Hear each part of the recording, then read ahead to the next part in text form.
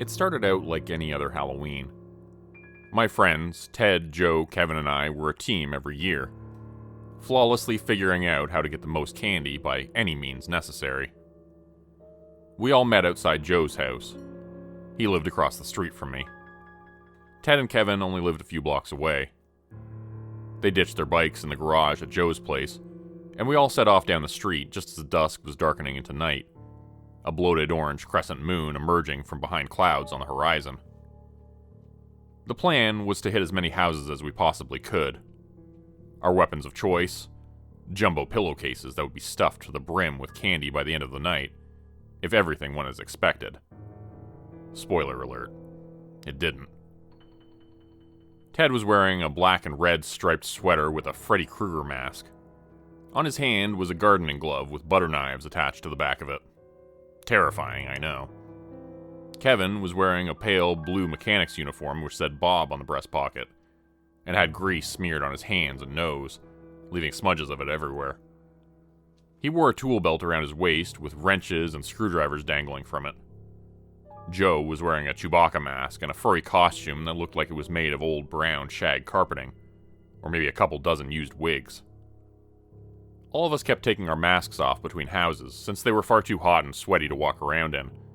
I kept envying Kevin, who was the only one of us who had opted not to wear one. "Told you guys you'd be sweating your faces off in those things," he said, smirking at us as we pulled them off for the dozenth time. "Yeah, well, my costume doesn't really work without it," said Ted, looking down at his Freddy Krueger getup. "Mine either," I said, holding the Batman mask in my hand. It kind of ruined the illusion if I didn't wear it, making it look like the Gotham City detective had forgotten his cowl and pointy ears at home. It was just a cheap plastic mask with tiny holes cut out for seeing and for breathing out of.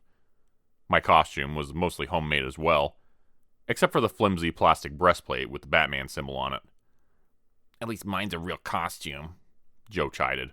"Kevin's parents are so poor they couldn't afford one. Where'd they buy that mechanic shirt for you, the thrift store?" His voice was that of someone joking around, but I could tell he wasn't.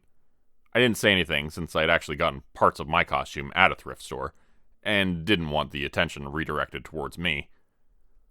Kevin didn't say anything back, just looked quietly upset and brooding for a while. I felt bad for Joe's remark. He'd been a dick to Kevin all week due to some dispute I wasn't privy to. Still, I knew Kevin well enough to know that Joe would get his comeuppance for his underhanded insult. Kevin was never one to let shit like that go. He'd blow up later on and the results would be shocking. He always stored his pent-up rage and then unleashed it in brutal outbursts. As we continued walking to the next house, I couldn't help but recall when I had personally been the victim of one of those outbursts. Once, during recess, I had said something to him as a joke. Something so innocuous I couldn't even remember what it was. Kevin had been upset by it, though.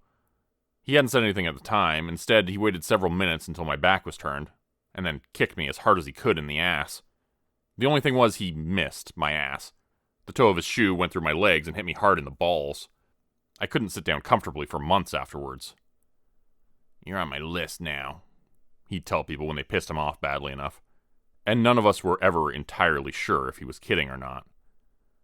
We made our way around the neighborhood in the vicinity of our homes, working our way outwards, moving with the practiced efficiency of kids who had done this sort of thing many times before. Skipping the dark, windows-blacked-out houses and the ones we knew gave out raisins, apples, or, God forbid, dental floss. Our route had been planned ahead of time for weeks, and we had all the best houses from the year before plotted out, knowing which ones gave out full-size chocolate bars, cans of pop, and goodie bags. The results were unprecedented. By 8 o'clock, our pillowcases were practically overflowing, and we had to stop by my house to drop off the excess. My mom supplied garbage bags, and we heaped our candy into them under her concerned watch. I could see her racking up the dental bills in her mind as I shoveled a few more Tootsie Rolls into my mouth, and we set off once more, hoping to get another hour's worth of pillaging in. "Be safe," she shouted after us. "And don't eat any more candy until I get a chance to go through them all. I have to check for razor blades." "Okay, Mom," I yelled back, pedaling off on my bike, pulling a Starburst out of my pocket and jamming it into my already crowded mouth. Devoid of any other nearby options, we rode towards the end of town, where the houses were spaced a bit further apart, making them less appealing choices. They all looked the same to me, and I didn't have a preference about which road we went down. How about this one? Joe asked, stopping at the end of a street I didn't recognize. Yeah, sure. Doesn't matter to me, I said, hopping off my bicycle. At this point, we felt like bandits after a flawless robbery spree, ready to hit one last big score. Parking our bikes at the end of the little road called Wicker Street, we locked them up to some small trees and set off for a final walk around the unknown neighborhood. In retrospect, we should have just been satisfied with what we had back at home. It was already getting late and most of the other trick-or-treaters had finished for the night. There were only a few other stragglers out still. I hadn't spent much time at this end of town, and it looked foreign and strange to me as we ambled along the side street with tall trees, our pillowcases now empty once again. The strange thing was, all the houses around there were blacked out. None of them were lit up or displayed with cobwebs, skeletons, or jack-o'-lanterns. There was no spooky music playing from hidden speakers, no neighbors dressed up as scarecrows who'd jump out and frighten you when you walk by, no other kids walking around either, not on this particular street. The four of us walked silently up the darkened road. A very few lampposts illuminated our path, but I noticed that many were dead or flickering with dim, intermittent blue light. We walked through long stretches where I could barely see except by the light of the moon. Something scurried past us in the darkness suddenly, making me jump. Part of me really wanted to turn around and run back home, but I ignored that feeling and continued on with my friends, each step more shaky than the last. None of the houses seemed to be welcoming of trick-or-treaters, and we were starting to get concerned. At least, I was. Maybe it's getting too late already, I said nervously. What time is it, Kevin? He was the only one of us who wore a wristwatch, but he pretended not to hear me. He was still sulking and quiet from earlier, when Joe had taken that cheap shot about his costume. I decided not to push it, and just guessed it was about 9:30, judging by when we had left my house. That was usually when folks started turning off their lights and calling it a night, wasn't it? And yet, this whole neighborhood felt awake and conscious of us, despite the darkness, like there were eyes watching us from every angle. You guys want to start heading back soon? Looks like we already hit all the good places, I said, hoping my voice didn't sound as nervous as it felt. Ted was about to say something when Joe pointed up ahead. I heard a faint sound of screaming and figured it was one of those Halloween sound effect tapes. There's one house lit up at the end up there. Come on, let's see if they got anything decent, and then we can go back down the next street over on the way back to get the bikes. We all agreed and kept walking down the unknown road. The houses were getting darker, dirtier, and more run down and decrepit as we went along. The trees and shrubbery around the home seemed to become more deformed as well, the thick vegetation growing closer, crowded together until you could barely see the houses behind the trees anymore. Finally, we reached the place at the very end, a squat old gray house that looked like a giant poisonous mushroom with a sunken black roof for its cap. Gnarled and twisted fruit trees surrounded it, and the sour-sweet smell of rotting crab apples hung in the air as we approached. A handwritten plankboard sign was set up out front, and had been hammered down into the dirt on a wooden post. On it were scrawled strange letters and symbols. We went past the sign without giving it much thought. The sounds of screaming could be heard again from inside, louder this time, and I thought whatever Halloween sound effect tape they had purchased must have been expensive, since it was a very well-produced recording. The shrill cries emanating from within the house sounded completely lifelike and realistic. A woman, dressed in dark, tattered clothing, was standing on her front porch waiting for us, grinning with crooked brown and yellow teeth. Her face looked ancient, covered in boils and warts and reflecting a greenish hue in the moonlight. Quite a mask, I thought at the time. It was so realistic looking. She opened the wooden front door and it swung wide with a squeal. Strangely, she held it open, as if inviting us as guests into her home. Greetings, young ones, greetings, and blessings from the Dark One on his glorious Samon to each of you. Thanks, I said, feeling suddenly very concerned. Trick or treat? We held out our pillowcases, and the old woman cackled with apparent delight. Oh my, what wonderful creatures! But you will have to come inside to get your candy. We've set up a little maze for you, and the winner gets a special prize. Her voice was cackling and song-like, a mirthfulness and something else indistinguishable disguised within it. Anticipation, perhaps? Or just a well-crafted disguise? The four of us climbed the crumbling porch steps slowly and with caution. I noticed the entrance of the home had been altered, taped off with black-dyed bed sheets, and an open cardboard box which led further into another one and another. We would have to get down on our hands and knees to go through. Past the initial cardboard box tunnel, all I could see was darkness. "In there?" I asked, the first one in line. I didn't like the looks of this, but Joe shoved me from behind, anxious to get more candy at the end of the maze. Go, man, stop being such a wuss. I got down on my hands and knees and began crawling slowly forward in the darkness. Joe, Ted, and Kevin all followed behind me, and I heard their breathing echoing around me in the narrow, confined space, as well as my own. Soon, I couldn't even see my hands in front of my own face. Pitch blackness surrounded me on all sides as I shuffled forward on my hands and knees, the hard floor uncomfortable beneath me. My heart began to pound as the blackness became even blacker somehow, and I heard the soft click of the door closing shut behind us in the darkness, as if someone had locked it as quietly as they could. "Guys, I don't like this," I said, still slowly crawling forward. "Can we go back?" "Oh, shut up, you wuss," Joe said in that mocking voice of his. "Keep moving. It's just a stupid fake haunted house. The old bat will probably jump out and try to scare us at the end. Just pretend like you're surprised." I didn't have a lot of faith in his theories, but decided I didn't have any choice other than to continue moving forward. Cobwebs stuck to my face at the next section, and I noticed it smelled old and musty in there, as if the box maze had been there for a long, long time. Dirt and small pebbles bit into my knees painfully. I felt a spider or some other bug crawling in my hair, going down my back, and let out a yelp of fear that Joe quickly made fun of me for. I tried to convince myself that these were all just scare gags, already knowing that was just wishful thinking. Still, I kept crawling along, sick to my stomach and feeling more and more worried by the second. Suddenly, something could be felt breathing on me from my right. A hot, humid stink of halitosis in my nostrils. The sound of something very large could be heard moving around, inhaling and exhaling in the blacked-out maze.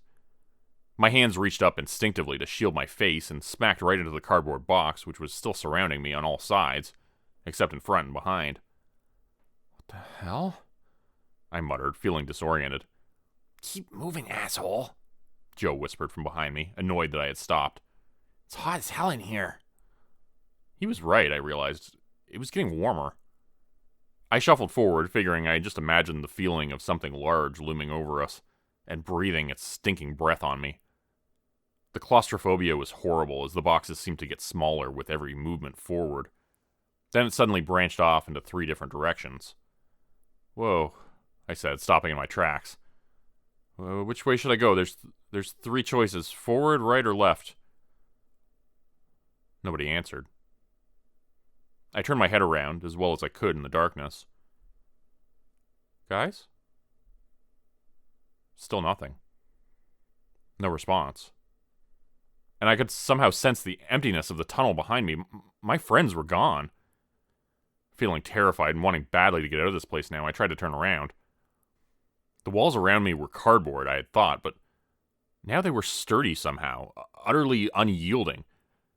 And the tunnel was far too narrow to turn around now. My heart racing, my breaths coming fast, and yet still feeling like no air was reaching my lungs, I continued forward, ignoring the other 2 options going left and right. The rational part of my mind told me that everything was okay, that this was just a game, that my friends had gone down some other side tunnel I hadn't noticed, or maybe the lady running the maze had snuck them out to scare me, or had altered the maze after I went past, causing them to separate from me. All these thoughts seemed possible, but I knew they weren't what had happened. This wasn't an ordinary house, and this wasn't an ordinary maze. That was the truth. I had known it even before stepping inside. I should have trusted my instincts, I told myself bitterly. The hot, humid air was difficult to breathe, and I could feel sweat pouring down my face, stinging my eyes. Crawling forward, the tunnel continued on and on, sloping downwards gradually. The blackness which surrounded me was oppressive, suffocating. I couldn't see my hand in front of my face from an inch away, which terrified me more than anything somehow.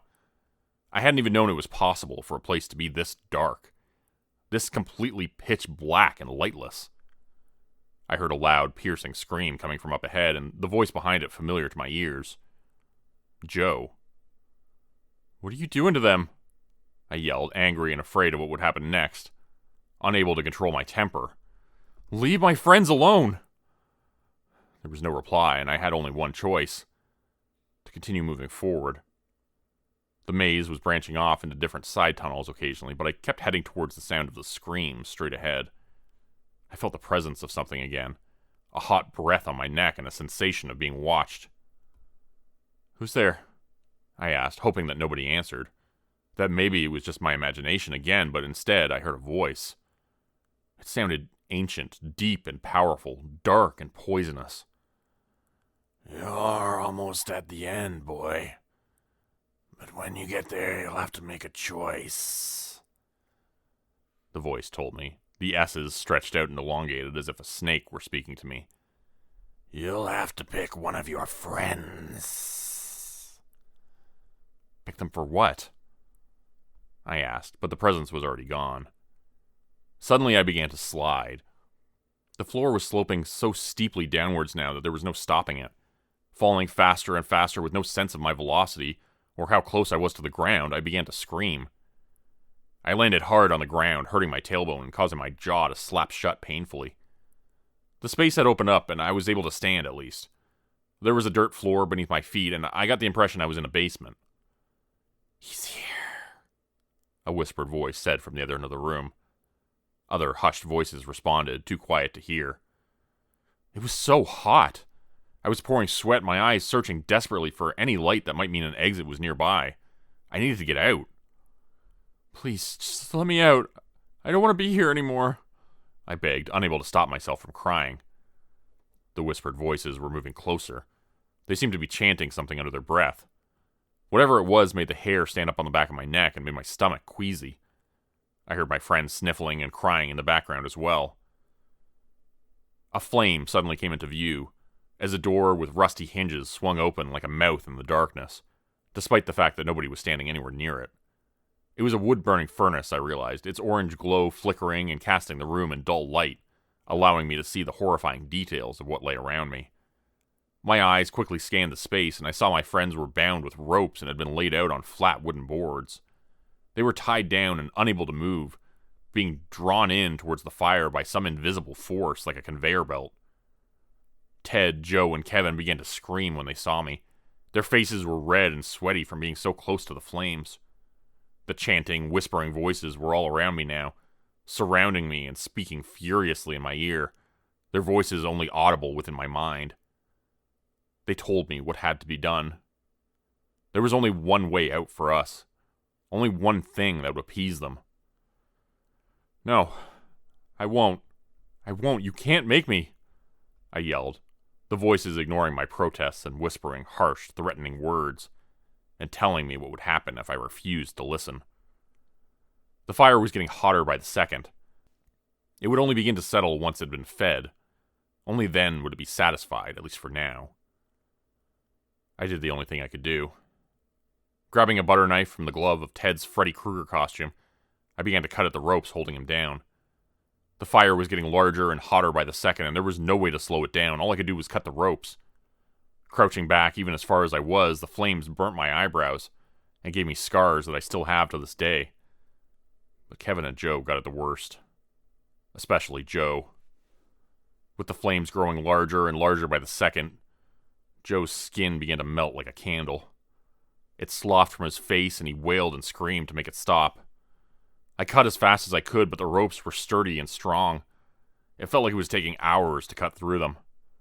Meanwhile, the howling screams of agony continued, although Kevin was strangely quiet, as if listening. After finally cutting Ted free, I noticed Kevin too had gotten out of his bonds, using the screwdriver from his costume's belt to cut the ropes. He looked frantic, his face horribly burnt and mangled, his smoke-reddened eyes wide and crazed. He made no effort to help Joe. I couldn't help but think about the fight the two of them had had and the insult Joe had made earlier. Stumbling over towards Joe, I saw Kevin had the wrench gripped tightly in his fist. He stood over him for a moment, watching him scream and melt, and then he brought the wrench down hard on Joe's forehead, caving in his skull. The sound was like a hammer smashing a watermelon, and he brought it down again and again and again, blood splattering in the air and spraying everywhere. I ran over, grabbing his wrist, trying to stop him, but it was already too late. Joe was dead, his face unrecognizable, utterly ruined by the swings of Kevin's wrench. Only way, it was the only way, I heard him quietly mutter afterwards. I had to do it or they wouldn't let us leave. A dim light was suddenly visible, and I realized we were alone again. The whispering, chanting voices had fled, temporarily appeased by the sacrifice of our friend, it seemed. Part of me wondered if they had ever even been there to begin with.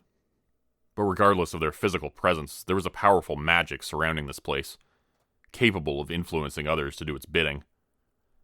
Dull blue light was filtering through boards above us at the edge of the room, and I moved toward it. I was desperate to get free from the blistering heat of the furnace room. Except, it wasn't really hot in there anymore, I realized. In fact, it was quite cool, making me shiver as the sweat turned cold on my skin. I bumped into a ladder and began to climb, pushing up the trapdoor at the top and taking in fresh, cool air and heaving breaths. Ted and Kevin followed me up, and we realized we were standing amongst the ruins of an old, burnt-down house, neglected and abandoned in the middle of a forested area. Disoriented, we began to walk back towards the light of the nearby neighborhood, which could be glimpsed through the thick trees. We were a great distance away from it. I couldn't help but wonder if most of Wicker Street, or all of it, had just been a conjured illusion. With some alarm, I noticed that Kevin still had a blank look on his face, betraying no emotion after what had just happened. I looked at Ted and saw he was terribly shaken, unable to speak, casting glances at Kevin out of the corner of his eye. I wanted to ask them what we would do now. What would we tell Joe's parents?